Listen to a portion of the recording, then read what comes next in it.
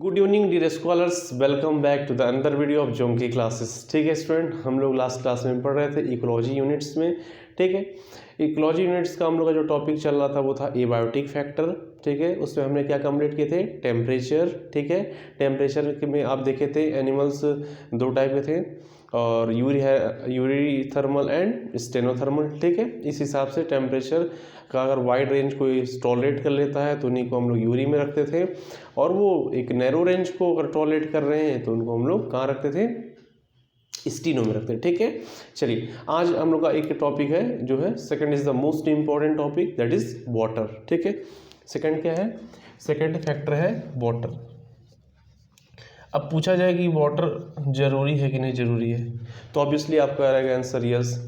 पानी की तो ज़रूरत किसको नहीं होती, सबको होती है।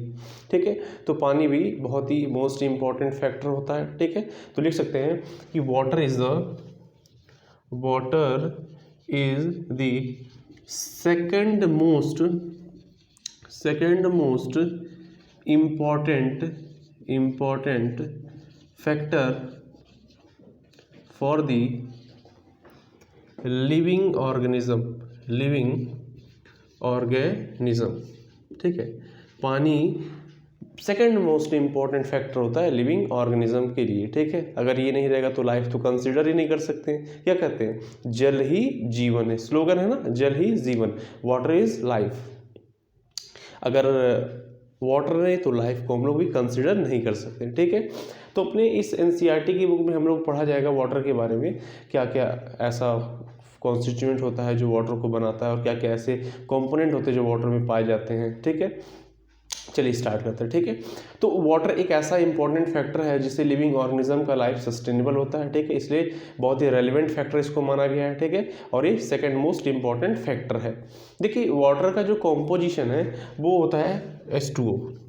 अगर पूछे आपका फॉर्मूला क्या है पानी का तो बताएंगे H2O। ठीक है, तो H2O देखिए, अगर ये कॉम्पोजिशन को आप चेंज कर देंगे तो वाटर की प्रॉपर्टी बदल जाएगी। ठीक है, अगर वाटर की प्रॉपर्टी बदल जाएगी तो जो इसे इनटेक कर रहे हैं वो जो भी कमी है वो फुलफिल नहीं हो पाएगा। ठीक है, इसलिए पानी को माना गया है मोस्ट इंपॉर्टेंट फैक्टर। ठीक, कुछ वाटर के बारे में चलिए जान लेते हैं अच्छे से। ठीक है, थोड़ा डिटेल में देखिए, पीएच मतलब जो पानी का जो भी पावर ऑफ हाइड्रोजन वैल्यू है, पीएच वैल्यू एंड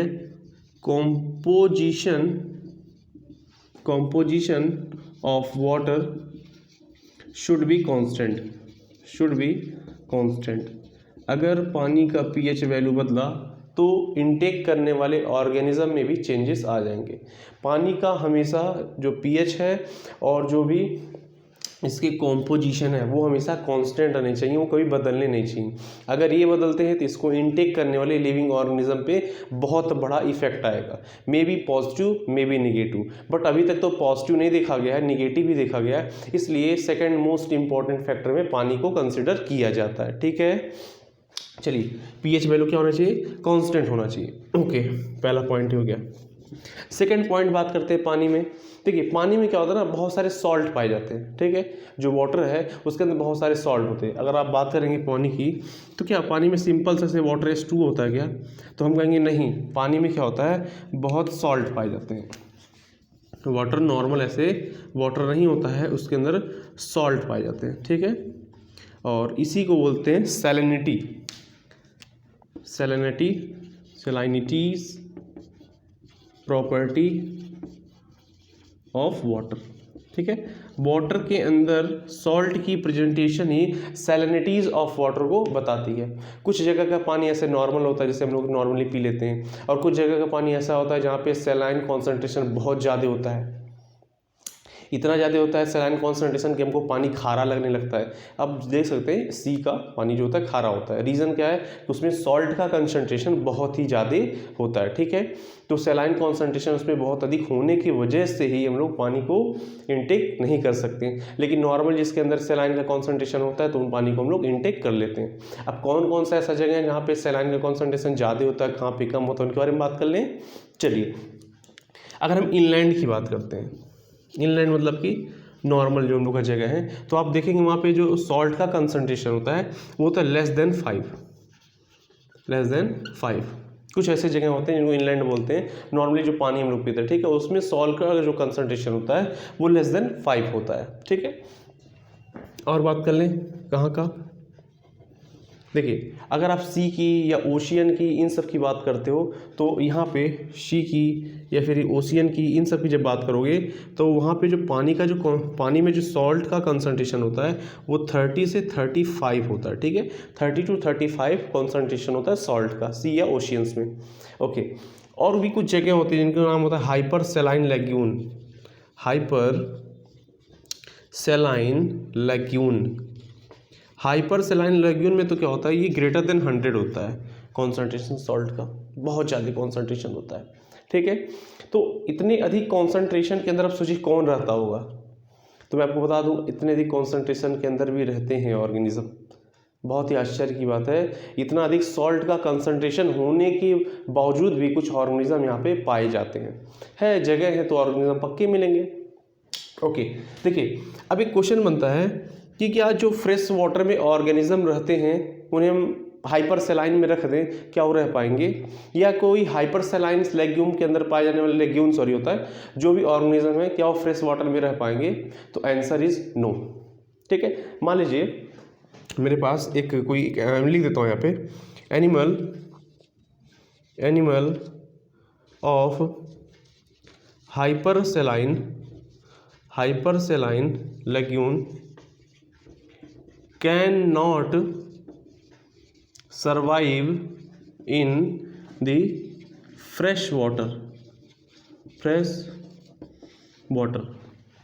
एग्जाम्पल है fishes, FISHES, fishes die due to osmo regulation problem. वो ऑस्मो रेगुलेशन को नहीं कंट्रोल पाती हैं, इसलिए अगर आप कभी भी हाइपर सेलाइन वाटर के और फिशेस को ले जाके फ्रेश वाटर में रख दोगे तो वो मर जाएंगी।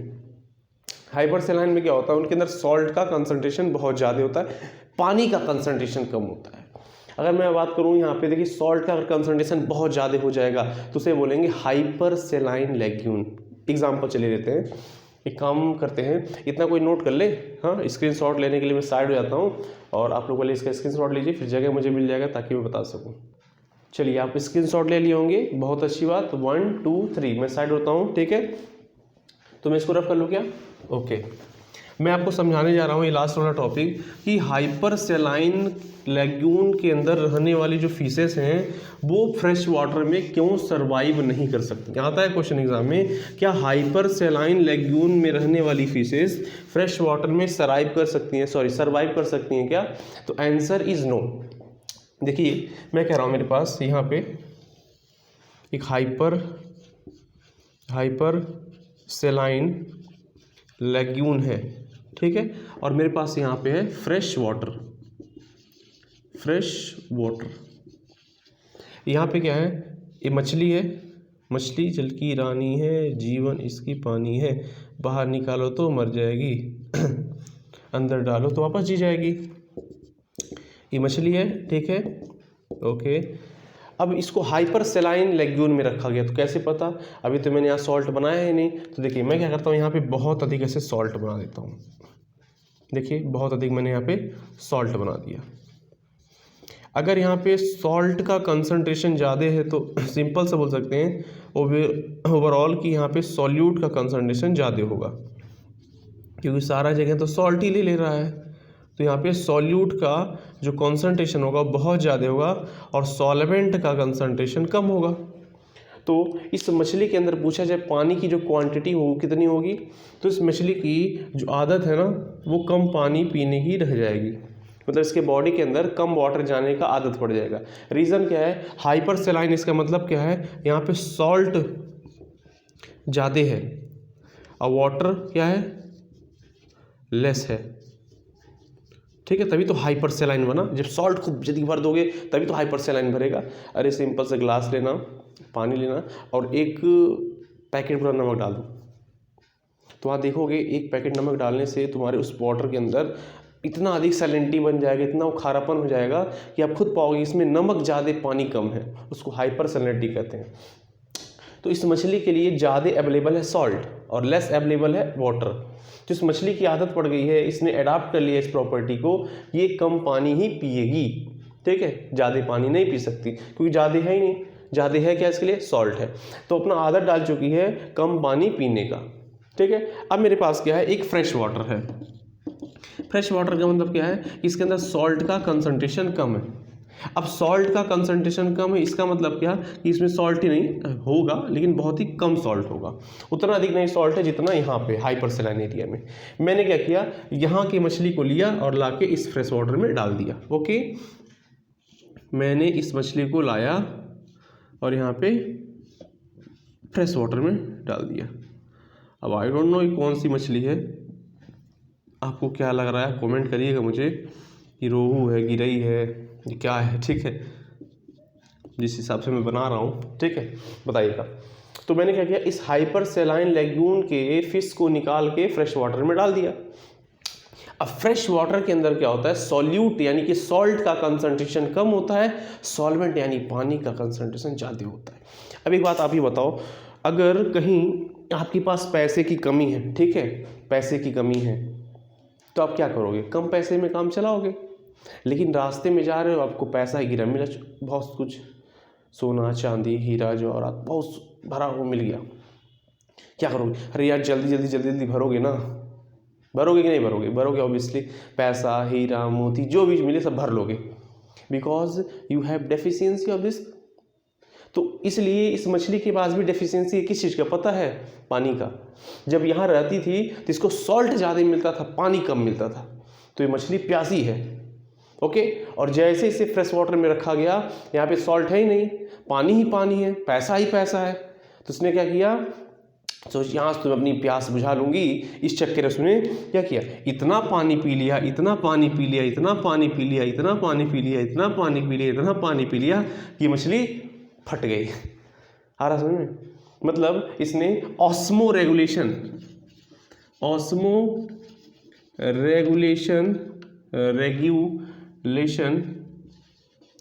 में क्या रही, अनएबल रही। जब वो ऑस्मो रेगुलेशन में अनेबल रही तो उसने इतना अधिक पानी पी लिया अपने अंदर कि वो फट गई। इसीलिए कहा जाता है कि कभी भी हाइपर सैलाइन लेग्यून में रहने वाली मछलियों को फ्रेश वाटर में नहीं रखा जा सकता, वो मर जाएंगी, उनका डेथ हो जाएगा, ठीक है।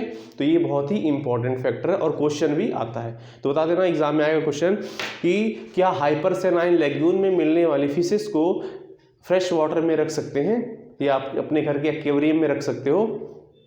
Answer is no. क्यों भाई, क्योंकि उसके अंदर ऑस्मो रेगुलेशन नहीं होगा और due to osmo regulation problem बहुत अधिक पानी चला जाएगा मछली के अंदर और मछली फिर क्या हो जाएगी, तबाह हो जाएगी, मर जाएगी, ठीक है। क्या आप एक्वेरियम के अंदर की मछली को हाइपर सैलाइन लेग्यून में रख सकते हो? Answer is no. क्यों? क्योंकि एक्वेरियम के अंदर सॉल्ट का कंसंट्रेशन है तो मछली सॉल्ट की भूखी है और उठा के इसे आप भर दो सी के अंदर तो सी के अंदर सॉल्ट बहुत ज़्यादा है, बस दबा के इसके अंदर सॉल्ट भर जाएगा और सॉल्ट भरते ही बम मर जाएगी, ठीक है। इसलिए एक दूसरे का जगह कभी आप इंटरचेंज करने की कोशिश मत करना, करोगे तो रिजल्ट निगेटिव ही आएगा। ओके, तो आप लोग इसे नोट कर लीजिए और आंसर को अपने बना के लिखिए। तो मैं बोलता हूँ लिखिए answer. The fishes living in hypersaline lagoon cannot survive in fresh water due to osmoregulation problem. Okay, it is the answer. तो इसे आप नोट कर लीजिए, इसका स्क्रीनशॉट ले लीजिए अच्छे से। हाँ, उसके बाद आगे मैं कंटिन्यू करता हूँ। चलिए ठीक है। अब जैसे मैं कल वहाँ आपको लास्ट में पढ़ाया था कि टेम्परेचर के बेसिस में ऑर्गेनिज्म दो टाइप के होते हैं, यूरीथर्मल और स्टीनोथर्मल। तो वैसे ही सॉल्ट के बेसिस पे, अब सॉल्ट तो पानी में मिलता है तो सॉल्ट के बेसिस पे एक्चुअली क्या हेलोजन आप पढ़े होंगे, हेलोएल्केन और हेलोएरिन नाम का एक चैप्टर है, तो वहाँ पे एक वर्ड आता था हेलो। हेलो मीन्स क्या होता है, एक्चुअली हेलोजन। और हेलोजन मीन्स क्या है, एक्चुअली हेलो जो वर्ड आया है वो आया सॉल्ट से, ठीक है, सी से आया, ठीक है। तो हेलोजन, हेलोजन मीन्स क्या होता है, सी के गॉड को हेलोजन बोलते हैं, मतलब समुद्र से जिनका रिलेशन हो उन्हें बोलते हैं हेलोजन। हेलो मीन्स क्या होता है, सॉल्ट, क्योंकि सी में ही तो सॉल्ट मिलते हैं और सी में क्या होता है, पानी ही पानी होता है और सॉल्ट ही सॉल्ट होता है, ठीक है। देखिए तो हेलोजन, हेलाइन, हेलाइन कहीं आ गया, इसका मतलब सॉल्ट है, ठीक है। चलिए तो इस सॉल्ट के बेसिस पे भी, मतलब वाटर में पाए जाने वाले सॉल्ट के बेसिस पे भी दो टाइप के ऑर्गेनिज्म होते हैं। पहले होते हैं यूरी हेलाइन, यूरी हेलाइन, सॉल्ट के कंसंट्रेशन के बेसिस पे ऑर्गेनिज्म दो टाइप के होते हैं, पहले हैं यूरी हेलाइन और दूसरे हैं स्टीनो हेलाइन। अब क्वेश्चन बना व्हाट इज अ यूरी हेलाइन। देखिए जो वाइड रेंज को सह सकते हैं उन्हीं को बोलते हैं यूरी, और जो नैरो रेंज को टॉलरेट करते हैं उन्हीं को बोलते हैं स्टीनो। तो organism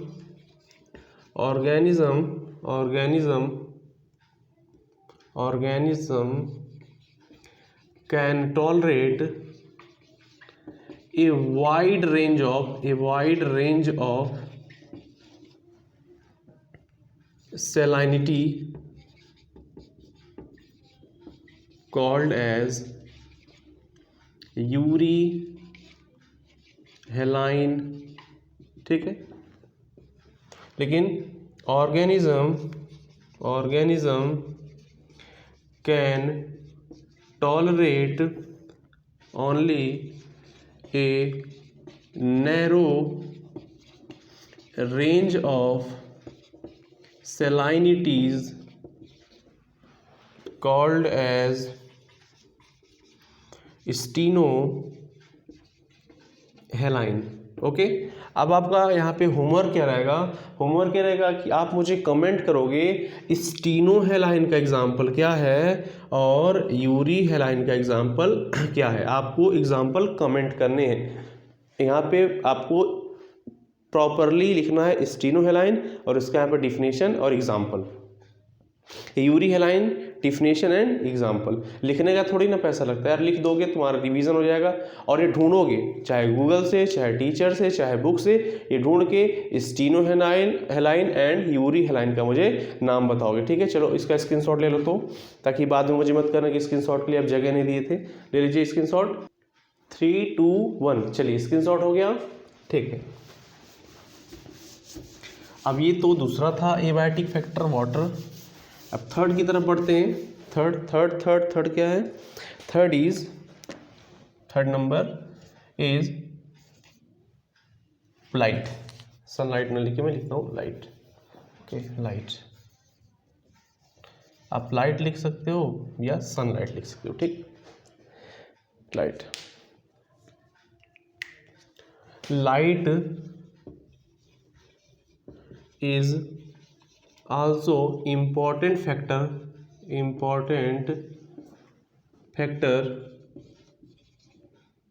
for photosynthesis in plant के अंदर फोटोसिंथेसिस के लिए लाइट की बहुत ज़्यादा ज़रूरत होती है। लाइट के प्रेजेंस में तो प्लांट क्या करते हैं, इस इन्वायरमेंट से CO2 लेते हैं, आपके धरती माता से पानी लेते हैं, उनके पास क्लोरोफिल होता है, ठीक है, और सनलाइट लेते हैं, H लिखते हैं, ठीक है, और क्या करते हैं, बनाते हैं ग्लूकोज, C6H12O6 ग्लूकोज बनाते हैं और सम वाटर और ऑक्सीजन भी इवॉल्व कर देते हैं, जिसका आप यूज करते हैं किसके लिए, फूड के ऑक्सीडेशन के लिए, और ये अपने लिए ले लेते हैं क्या करने के लिए, अपना फूड के लिए। तो ये क्लोरोफिल का इक्वेशन है ना, तो प्लांट फोटोसिंथेसिस के लिए सनलाइट की डिमांड करते हैं, लाइट एनर्जी की डिमांड करते हैं ना, ठीक है। तो सबसे पहला इंपॉर्टेंट फैक्टर क्या हो गया, सनलाइट को पाने के लिए वो परेशान रहते हैं, क्योंकि बिना सनलाइट को पाए वो अपना खाना नहीं बना सकते, तो प्लांट डिपेंड करते हैं। अच्छा ये तो पहली बात हो गया। देखिए कुछ प्लांट ऐसे होते हैं, कुछ क्या सभी प्लांट, मैं बोलूँ आपसे सभी प्लांट जो होते हैं वो सनलाइट के प्रेजेंस या एब्सेंस पर डिपेंड करते हैं।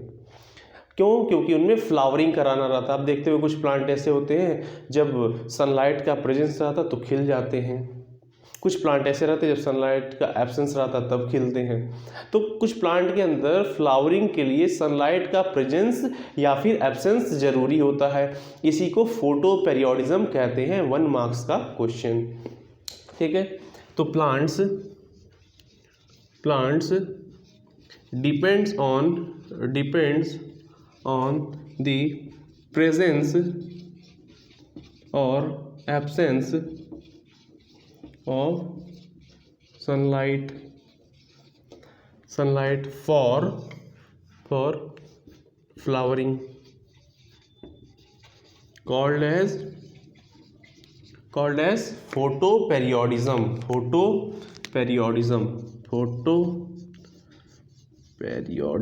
ठीक है। एक्चुअली जब पुराना बुक चलता था ना तो वहाँ पे यहाँ पे थोड़ा और डिटेलिंग दिया था, शॉर्ट डे लाइट प्लांट और लॉन्ग डे लाइट प्लांट, लेकिन अब क्या है वो सब नहीं है, ठीक है। आप एनसीईआरटी के अकॉर्डिंग पढ़ो, सिलेक्शन पक्का है, बोर्ड में 5 मार्क्स पक्का है, क्योंकि इस चैप्टर से 5 मार्क्स का एक क्वेश्चन आने ही है, ठीक है। फिक्स है, इकोलॉजी मान चलिए फिक्स है, मतलब फिक्स जो मैं पढ़ा रहा हूँ उससे बाहर से कुछ नहीं आने वाला, ठीक। अच्छा, प्लांट अपने फोटोसिंथेसिस के लिए लाइट पे डिपेंड है, प्लांट अपने फ्लावरिंग के लिए सनलाइट पे डिपेंड है। सनलाइट हो अच्छा, ना हो तो भी अच्छा, ठीक है। अच्छा, एनिमल्स जो होते हैं ये कैसे अफेक्टेड होते हैं सनलाइट से? देखिए जी, एनिमल जो होते हैं वो सनलाइट से इस तरह अफेक्टेड होते हैं क्योंकि उनके अंदर रिप्रोडक्शन होता है। कुछ ऐसे एनिमल होते हैं जो सनलाइट का एब्सेंस हो तब रिप्रोडक्शन करते हैं अंधेरे में, ठीक है। और कुछ ऐसे होते हैं जो उजाले में करते हैं। तो उजाले में करने वाले या फिर अंधेरे में करने वाले कहीं ना कहीं जो एनिमल्स हैं अपने रिप्रोडक्शन के लिए सनलाइट पे डिपेंड है, ठीक है। तो ये एनिमल्स क्या होते हैं, इसके बारे में आप हमको आंसर दोगे कमेंट बॉक्स में। मैं यहाँ पे लिखता हूँ कि रिप्रोडक्शन साइकिल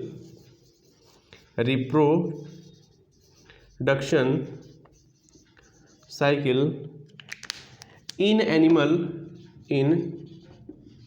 एनिमल also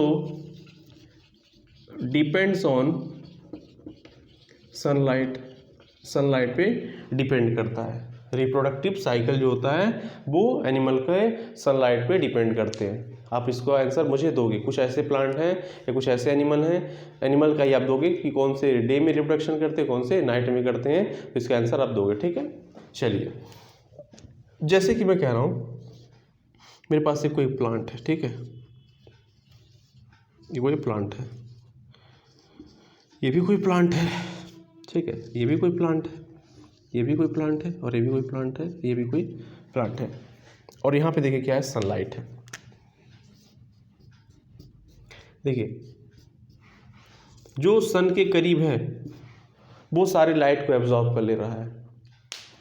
इनका क्या, शब्स का है, इनको बोलते हैं शब्स, इनको बोलते हैं शर्ब। ऐसे नहीं हो सकता कि इनको सनलाइट नहीं मिलता, सनलाइट तो सबके लिए होता है, लेकिन देखिए ये सन के काफ़ी करीब प्लांट तो इसको सनलाइट की इंटेंसिटी काफ़ी ज़्यादा मिलेगी। लेकिन क्या है, इन सन से ये जो शर्ब से काफ़ी दूरी पे हैं, तो जो काफ़ी दूरी पे है तो इनको लाइट की इंटेंसिटी कम मिलेगी। फिर ये अपना काम कैसे चलाएंगे?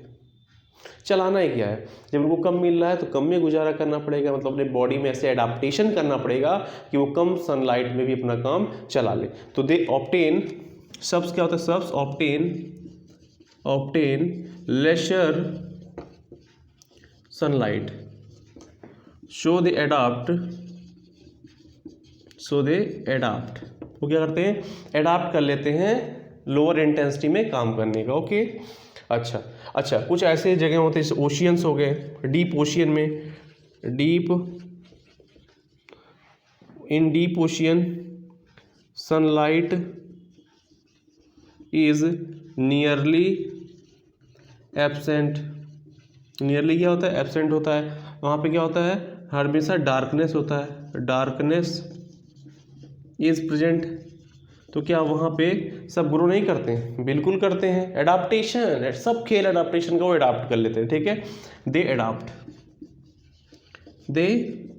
एडाप्ट, उन्होंने इस चीज़ को मान लिया है, उन्होंने इस चीज़ को एक्सेप्ट कर लिया है कि हमको कम में काम चलाना है तो चलाना पड़ेगा, ठीक है। बहुत सारी रे होती है सनलाइट की जो हमको बहुत अधिक नुकसान करती है, तो यूवी रे उसमें होता है। यूवी रे क्या होता है, हार्मफुल होता है। सनलाइट की सभी रेडिएशन हमारे लिए फ़ायदेमंद नहीं होता, कुछ में उसमें नुकसान भी कराती हैं, हार्मफुल भी कराती हैं। उसमें क्या है, यूवी रे हार्मफुल होता है। कैसे जी, आपको स्किन कैंसर करा देता है, ओजोन लेयर में आजकल होल हो जा रहा है, यूवी रे अंदर आ जाता है और आपको इसकी वजह से स्किन कैंसर देखने को मिलते हैं। ठीक है, और क्या क्या बात कर सकते हैं इसके बारे में, चलिए सनलाइट के बारे में और कुछ बात कर सकते हैं। हाँ, उसमें एक इंफ्रा रेडिएशन होता है, काफ़ी फायदेमंद होता है, उससे आपको गर्मी मिलती है। ठीक है, ठंडी के समय में बहुत परेशान रहते हैं, लेकिन हम लोग सनलाइट के सामने जाते हैं, थोड़ा सा एनर्जी आ जाता है, गर्माहट आ जाती है सनलाइट। अच्छा, एक मैं आपको फैक्ट बता दूँ, हमेशा नॉलेज का फैक्टर बहुत कम ही लोग जानते हैं। सब लोग कहते हैं कि जो सनलाइट है उससे आपको विटामिन डी मिलता है, लेकिन इसका आंसर आपको बताना चाहूँगा, सनलाइट से विटामिन डी नहीं मिलता है। अब डिस्टर्ब कि सनलाइट से विटामिन डी हमको तो स्टार्टिंग से पढ़ाया गया है मिलता है, लेकिन ये तो कह रहे नहीं मिलता है। हाँ जी, बिल्कुल नहीं मिलता है, मैं दावे के साथ कह रहा हूँ नहीं मिलता है। विटामिन डी आपके बॉडी के अंदर ही होता है, बट वो सनलाइट के प्रेजेंस में एक्टिव होता है।